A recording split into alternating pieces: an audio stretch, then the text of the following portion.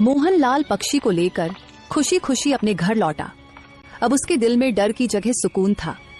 उसने राधा को सारी कहानी सुनाई, कैसे उसे पक्षी वापस मिला और कैसे एक जादुई अंगूठी ने उसकी मदद की। राधा हैरान भी थी और खुश भी कि उसका पति सही सलामत वापस आ गया। क्या तुम वाकई भविष्य बता सकते हो?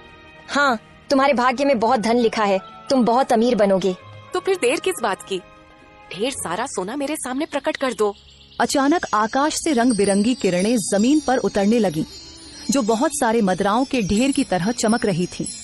रोशनी की चमक में मदराओं का वह ढेर जादुई खजाने जैसा दिख रहा था। कुछ ही समय में मोहनलाल पूरे गांव का सबसे ज्यादा धनी और सम्मानित व्यक्ति बन चुका था। उसकी झोपड़ी अब एक सुंदर और प्यारा सा घर बन चुकी थी, जिसमें खुशहाली और शांति की रोशनी छाई हुई थी। एक दिन वह जादुई पक्षी उड़ता हुआ आ गया और मोहनलाल के कान में धीरे से कुछ कहने लगा। क्या कहा? राजा भीरू किशुनगर की सीमा में अपनी पूरी फौज के साथ घुस आया है। अब समय आ गया है जमींदार को सबक सिखाने का। मोहनलाल ने गांव के एक आदमी को राज दरबार भेजा। जाओ, राजा विक्रम से कहो कि रामपुर गांव का सबसे अमीर व्यक्ति ने उन्हें निमंत्रण दिया है और ये सारे सोने के पात्र भी तोहफे में दिए हैं। सेवक राजा विक्रम के दरबार में पहुंचा और सोने के पात्रों से भरी थाली उनके सामने रख दी। रामपुर गांव के सबसे धनवान व्यक्ति मोहनलाल ने आपको और मंत्री जी को आमंत्रित किया है। इतने सारे पात्र, हमने भी कभी इतनी बड़ी भीड़ नहीं देखी। महाराज, अब तो जाकर देखना ही पड़ेगा कि आखिर ये कौन है। राजा विक्रम मंत्री जगन्नाथ को साथ लेकर मोहनलाल के आलीशान घर पहुंच गया। उसकी आंखें हैरानी से चौड़ी हो गईं। मोहनलाल कुछ ही देर बाद अपनी पत्नी राधा के साथ वहां पहुंचा। अरे, तुम तो वही किसान हो जो कुछ समय पहले मेरे पास न्याय मांगने आए थे। और उस समय आपने मुझे न्याय नहीं दिया था, मुझे सब कुछ याद है। लेकिन यह कैसे संभव हुआ? रातों रात तुम्हारे पास इतना धन कहां से आ गया? क्षमा कीजिए महाराज, यह मैं आपको चाहकर भी नहीं बता सकता। हमें यहाँ फिर बुलाया क्यों गया है? तुम्हारे पास अब इतना वैभव है कि अकेले ही 10 जमींदारों को सबक सिखा सकते हो। हाँ, मंत्री ठीक कह रहे हो। बताओ मोहनलाल, तुम्हारा मकसद क्या है?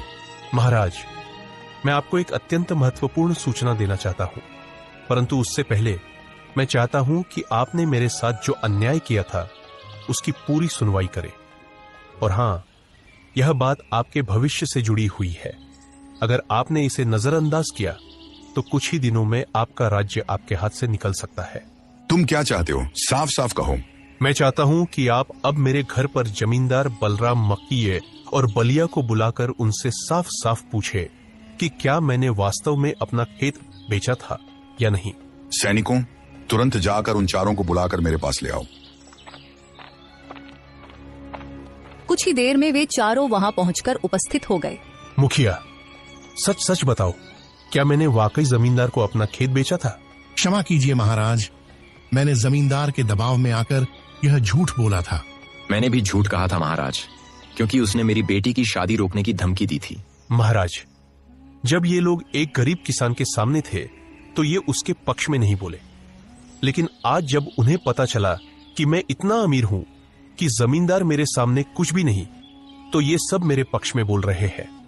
मैं चाहता हूं कि आपके राज्य में ऐसा न्याय स्थापित हो जहां अमीर और गरीब के बीच कोई फर्क न हो। तुरंत इन चारों को जेल में डाल दो और ले जाओ। मुझे माफ कर दीजिए। मुझे माफ कर दीजिए। मोहनलाल। हाँ, ठीक है, मैंने तुम्हें माफ कर दिया है, लेकिन मेरा खेत मुझे वापस लेना होगा। वह मेरे पूर्वजों की निशानी है और इसे कोई छीन नहीं सकता। हाँ ठीक है, मैं देने के लिए तैयार हूँ। जाओ, लेकिन याद रखना, अगर अब किसी गांव वाले के साथ अन्याय हुआ तो मैं तुम्हें माफ नहीं करूंगा। जमींदार बलराम सिर झुकाए चले गए और मुखिया और भलिया भी शर्मिंदगी के साथ लौट गए।